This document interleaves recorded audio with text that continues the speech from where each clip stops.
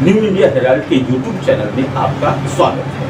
आज की कुछ अहम खबरों पर आइए डालते हैं एक नजर। प्रधानमंत्री नरेंद्र मोदी ने कहा है कि नए विकसित हो रहे शहर 21वीं सदी में भारत की एक नई पहचान बनाएंगे। एक वेबिनार में उन्होंने कहा कि अमृत काल में शहरी नियोजन ही हमारे शहरों का भविष्य तय करेगी और भारत के अच्छी तरह से नियोजित शहर ही भारत के भाग्य को निर्धारित करेंगे।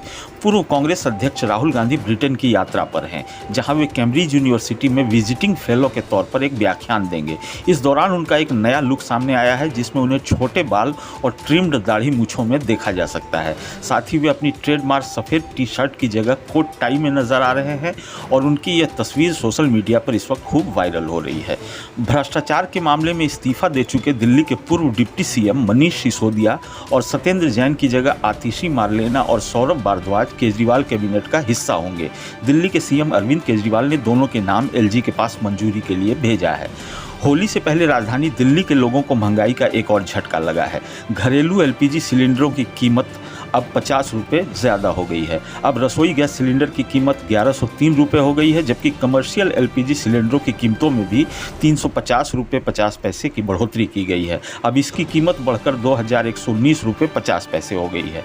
यूपी सरकार ने उमेश पाल हत्याकांड के आरोपी जफर अहमद के धूमनगंज थाना क्षेत्र के चकिया मोहल्ले के घर को बुलडोजर से गिरा दिया। जफर माफिया अतीक अहमद का करीबी बताया जाता है। पुश्तैनी घर गिरने के बाद से अतीक का परिवार भी इसी घर में रहता था। मद्रास हाई कोर्ट ने हाथियों के संरक्षण को लेकर बड़ा फैसला सुनाया है। कोर्ट ने कहा है कि अब तमिलनाडु में निजी व्यक्ति और धार्मिक संस्थान हाथियों का अधिग्रहण नहीं कर सकते हैं।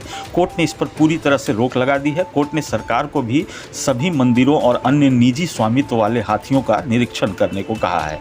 राष्ट्रीय स्वयंसेवक संघ को तमिलनाडु में मार्च निकालने की अनुमति देने के मद्रास हाईकोर्ट के आदेश के खिलाफ तमिलनाडु सरकार की याचिका पर सुप्रीम कोर्ट ने सुनवाई के लिए हामी भर दी है।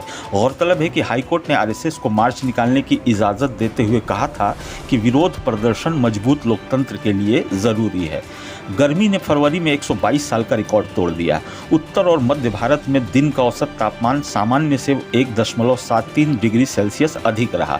इससे पहले यह 1901 में फरवरी में 0.81 डिग्री रिकॉर्ड किया गया था। स्वास्थ्य मंत्रालय ने मार्च से मई के बीच संभावित लू के लिए भी एडवाइजरी जारी की है।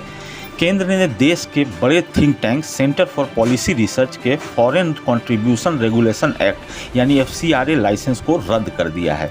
पिछले साल CPR और ऑक्सफैम पर IT के सर्वे के बाद से यह फॉरेन फंडिंग लाइसेंस जांच के दायरे में था। सूत्रों के मुताबिक CPR ने FCRA नियमों का उल्लंघन किया था, जिसके चलते यह लाइसेंस रद्द किया गया है। हांगकांग में 945 दिन बाद मास्क लगाने की अनिवार्यता को ख़त्म कर दिया गया है। इसी के साथ दुनिया में कोविड से जुड़े सबसे लंबे प्रतिबंध का भी अंत हो गया। बता दें कि हांगकांग में मास्क पहनने की अनिवार्यता जुलाई 2020 में शुरू हुई थी और ये लगभग 945 दिनों तक चली।